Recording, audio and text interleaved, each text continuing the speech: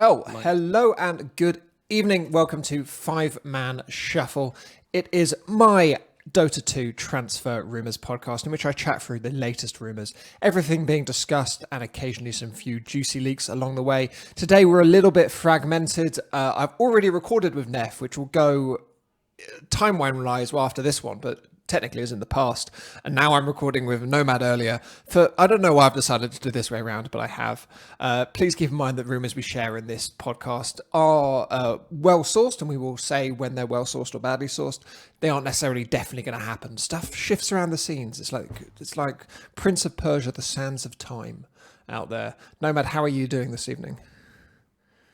yeah, very well, very well. Enjoying reading the rumors, the speculation, the wild claims which are going on right now. Always entertaining to get involved and stuck in. So let's do exactly that. Yeah, well, let's kick off with EU. Is there any new knowledge you know about the EU, or has it been very much steady sailing as far as you're concerned?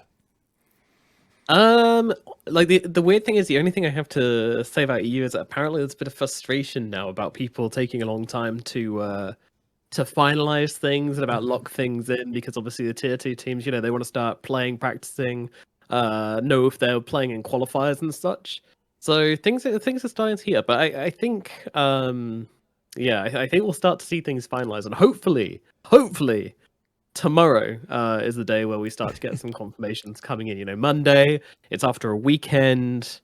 I think it needs the announcements need to start coming soon. So Yeah, hopefully. hopefully, That's why I was in the very nicest keen. possible way, Dan. I don't want to do this podcast with you again. I'm sorry, but I don't I want to do. know I don't want to everyone's do it desperate again. for this podcast to end. Just Please let it put us out end. of our misery. It was only meant to be 3 episodes. Let us go, Dan. Let's. This is why I wanted to call this evening because I think there will be announcements next week, and I wanted to get ahead of them. The first announcement that I know, and it's not a big headline announcement to start with, is that Into the Breach, UK Dota organisation, are going to be picking up the Atlantic stack.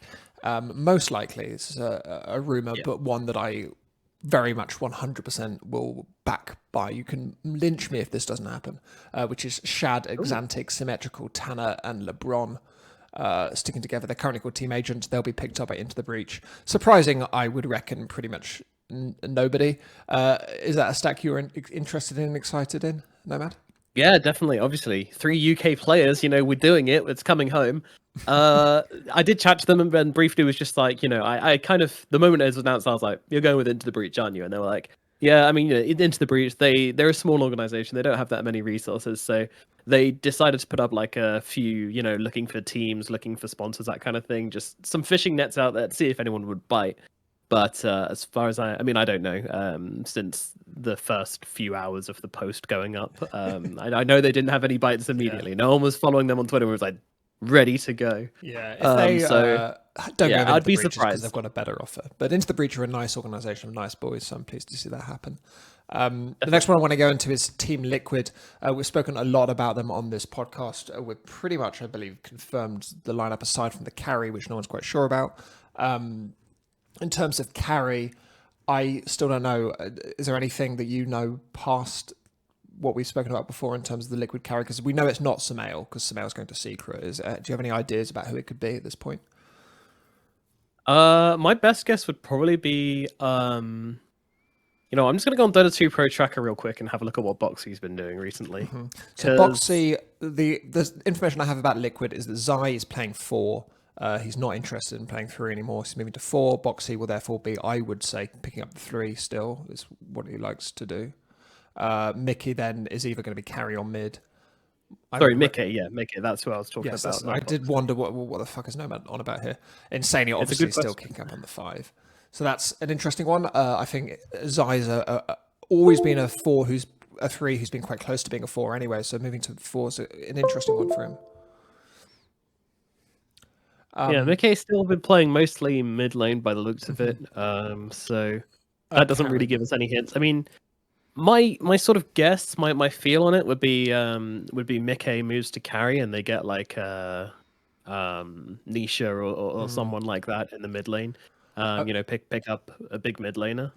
I've been Niche. Well, I think Niche is remaining at secret. I've been predicting Weeha to Alliance for a while. I'm not Yeah, that we confident have in to that anymore. I align. know they've been shopping. I'm going to talk about Alliance in a second, but I know they've been shopping around for an SEA mid. I don't know if that's happening, but it might do still.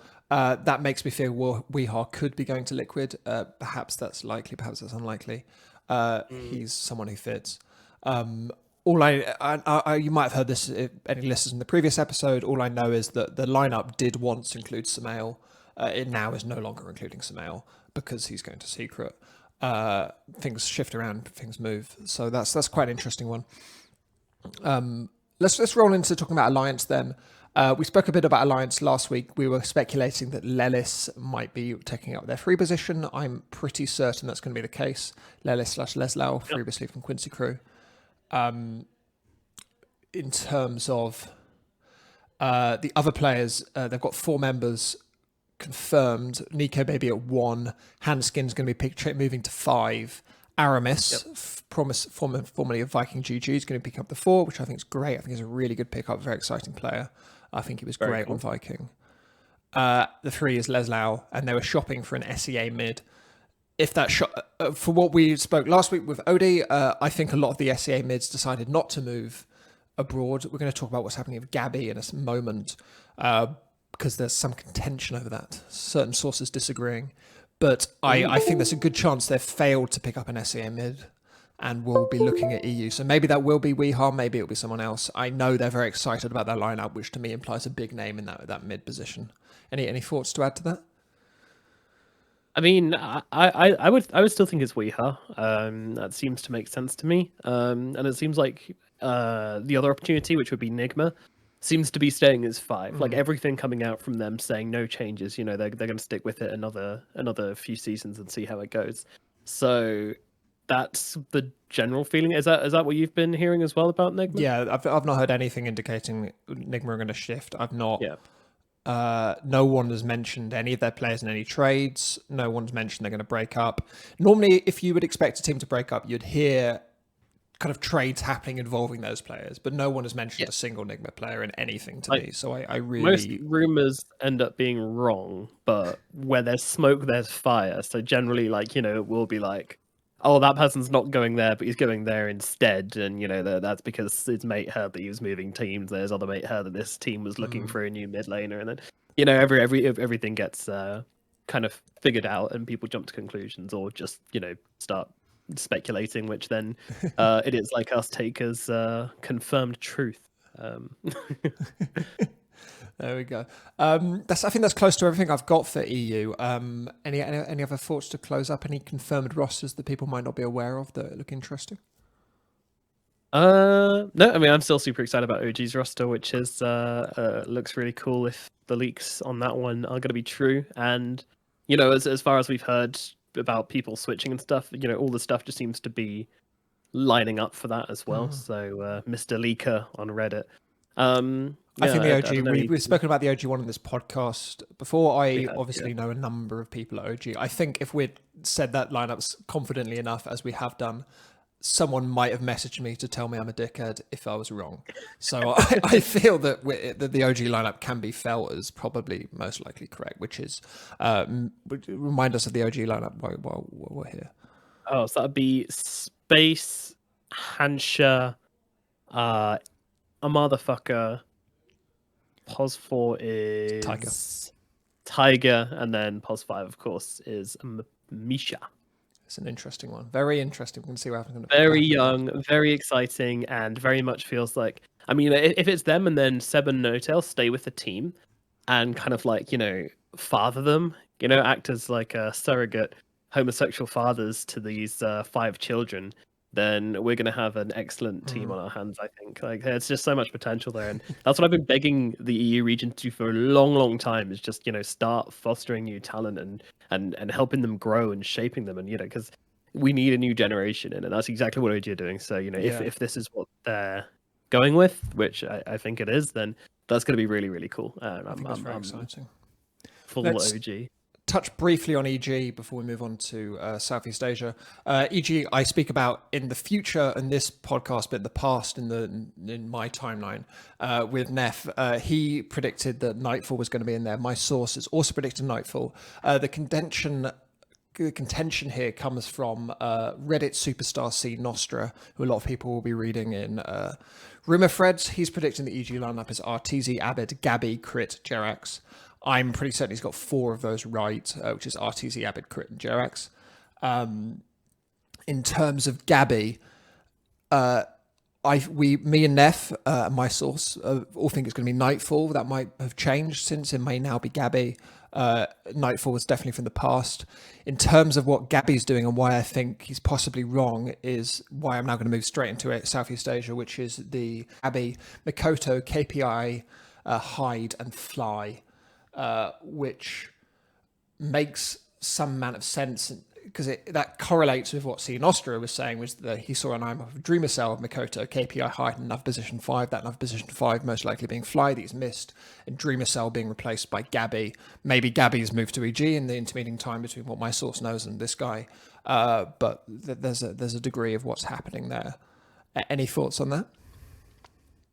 I mean, it's still crazy to me that Fly is going to SEA to form a new roster.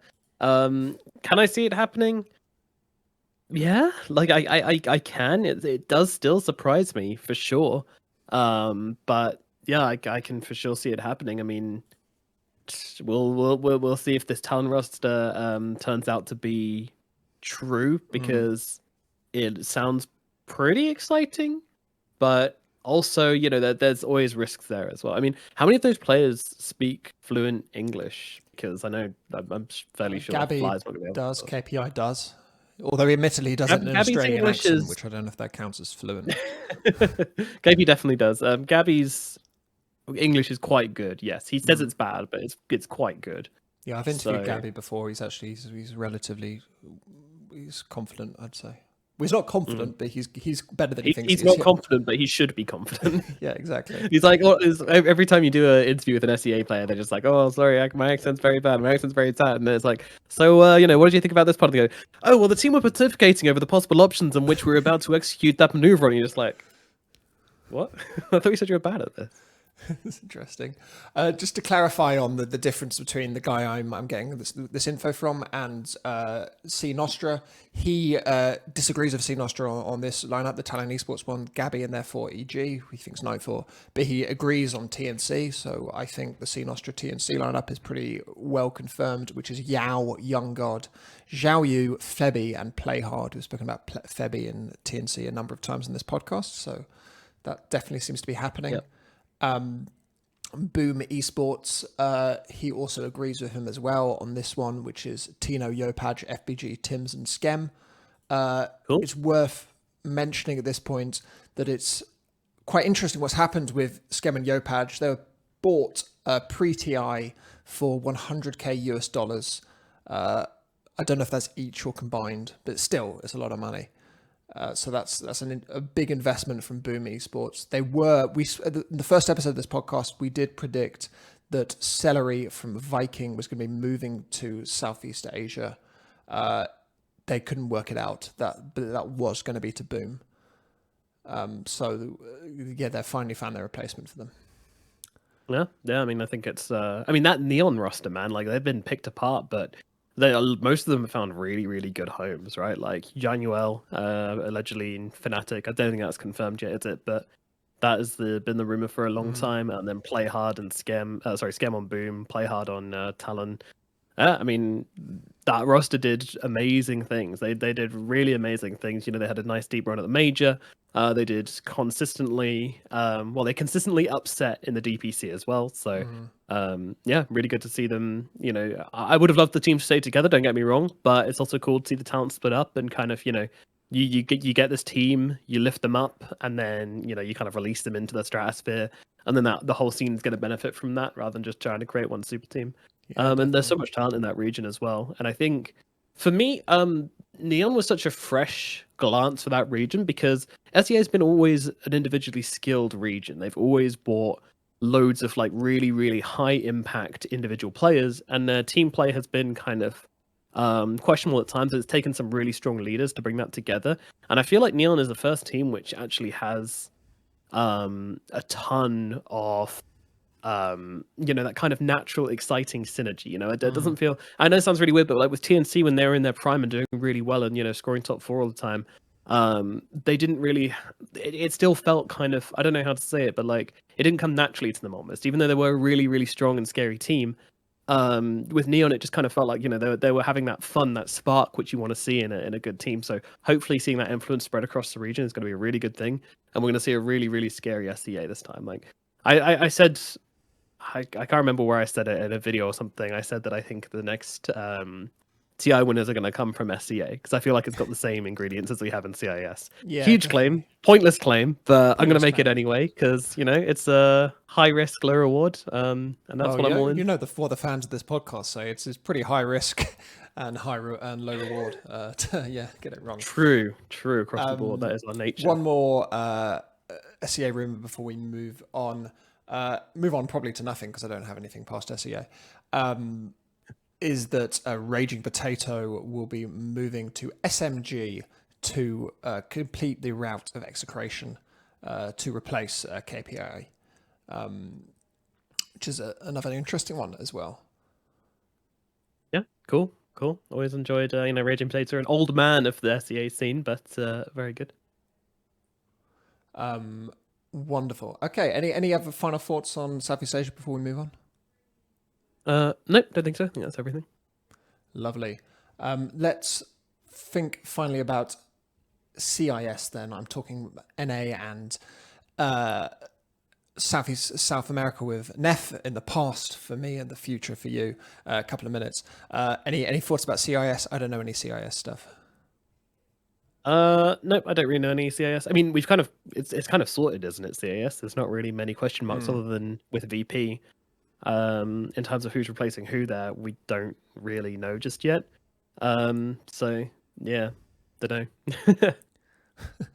Okay, well then there we go. Thanks so much for joining me.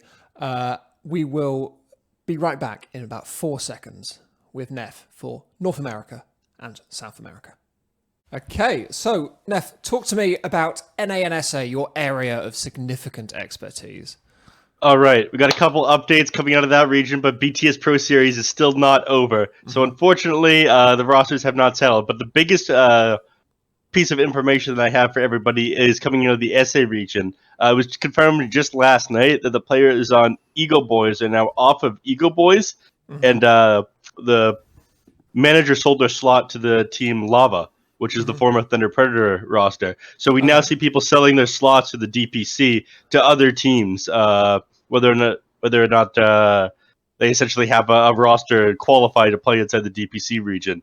DNM is back, Giant is back, Kits is back, Pingu and Scourge McDuck, and together they're making up the cut. I know a lot of people are DNM fans out there, especially after you have the opportunity to play with PPD.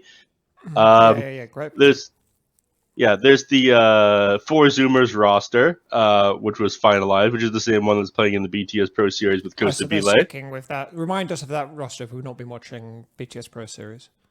Well, if you're not watching BTS Pro Series, you should probably start watching BTS Pro Series. Get out of here. Go watch that. Huh? Yeah. Hold on. Let me. That one is Costa Belay, Gunner, Moo, Z Freak, and Husky.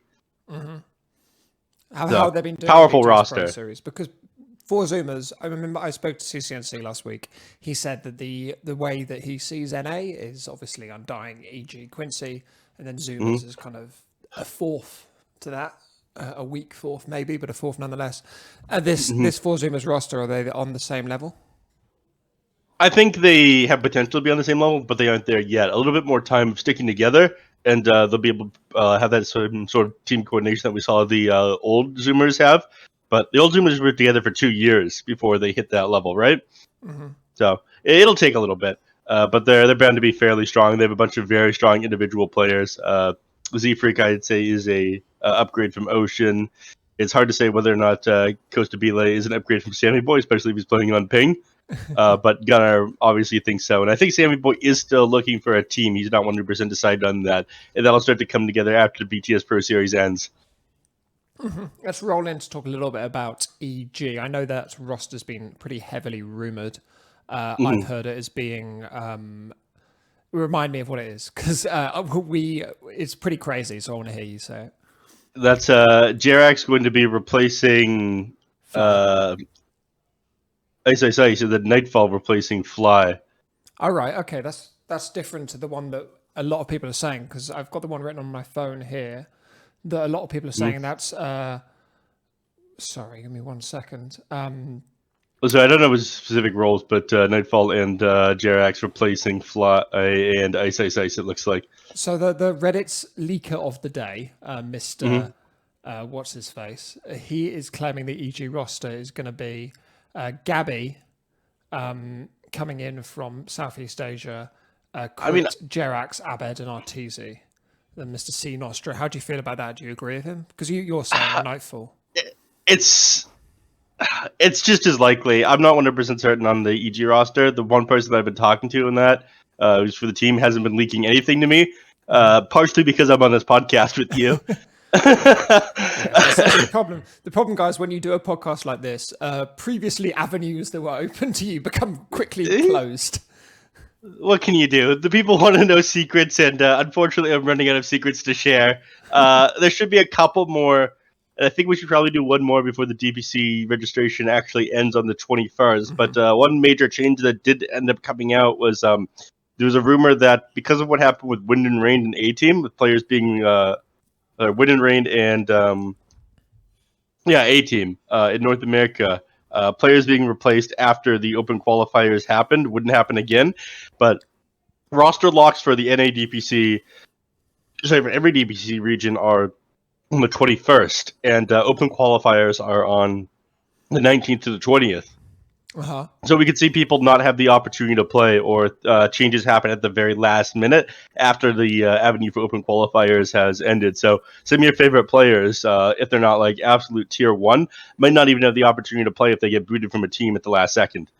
Or if somebody tries to go through open qualifiers and decides not to. Yeah, I think Lava tried to circumvent that completely by buying the DBC slot off of Ego Boys, who have now deleted their Facebook. Oh dear. That's take the money and run. Are there any particularly big name players who you think might miss out, perhaps? Not big name players that I think are going to miss out. I think the big name players are going to replace the not so big name players. But unfortunately, this is all I have time for, Big Jim, because I need to go cast semifinals and finals for the BTS Pro Series 9.